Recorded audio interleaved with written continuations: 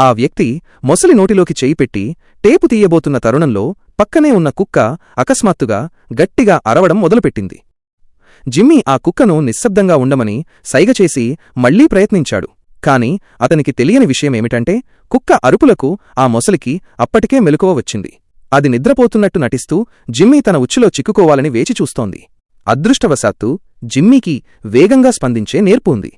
గాయపడకుండానే మొసలి నోటినుండి ఆ టేపును బయటకు తీశాడు. అదే టేపును తన ప్రియురాలి గాయానికి తాత్కాలిక కట్టుగా వాడాడు. ఇది ఇన్ఫెక్షన్ సోకే ప్రమాదాన్ని తగ్గించింది. కాని అసలైన ప్రమాదం వారి ముందు ఇంకా పొంచి ఉంది. వారు మొసలితో పాటు ఒక 30 అడుగుల గొయ్యిలో చిక్కుకుపోయారు. బయటపడటానికి మార్గమే లేదు. త్వరగా ఏదో ఒకటి చేయకపోతే ఆ మొసలి వారిద్దరినీ మింగేస్తుంది. అప్పుడు జిమ్మీకి ఒక విషయం గుర్తొచ్చింది. ఆ గొయ్యి అడుగున ఒక డ్రైన్, నీటి కాలువ ఉంది. కాని దాని మూత గట్టిగా సీల్ చేయబడి ఉంది. ఒట్టి చేతులతో దానిని తెరవడం అసాధ్యం. అప్పుడు అతనికి ఒక ఆలోచన వచ్చింది. తన ప్రియురాలి మెడలోని హారం. బహుశా అది పనిచేయవచ్చు.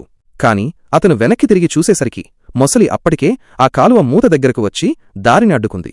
జిమ్మీ దగ్గర ఇప్పుడు ఒకే ఒక్క వస్తువు మిగిలి ఉంది, మైనస్ అదే టేపు రోల్. దానితో అతను మొసలిని బెదిరించాడు. ఆశ్చర్యకరంగా అది పనిచేసింది. మొసలి వెనక్కి తగ్గింది. జిమ్మీ వెంటనే ఆ హారంతో బోల్టులను విప్పడం మొదలుపెట్టాడు. అది సరిగ్గా సరిపోవడంతో అతని పని సులువైంది. చివరకు మూత తెరుచుకుంది. కాని వారు తప్పించుకునే లోపే మొసలి ముందుగా ఆ కాలువలోకి జారిపోయింది. ఆహారం, నీరు లేకుండా 3 పగళ్లు 3 రాత్రులు గడిచిపోయాయి. అతని ప్రియురాలు ఇంకా తీవ్రమైన జ్వరంతో ఉంది. జిమ్మీ ఏదో ఒకటి చెయ్యాలని నిర్ణయించుకుని ఆ కాలువలోకి పాకుతూ వెళ్లాడు. అక్కడ 2 దారులున్నాయి. అతను యాదృచ్ఛికంగా ఒక దారిని ఎంచుకున్నాడు. అదృష్టవశాత్తు మొసలి మరో దారిలో వెళ్ళింది.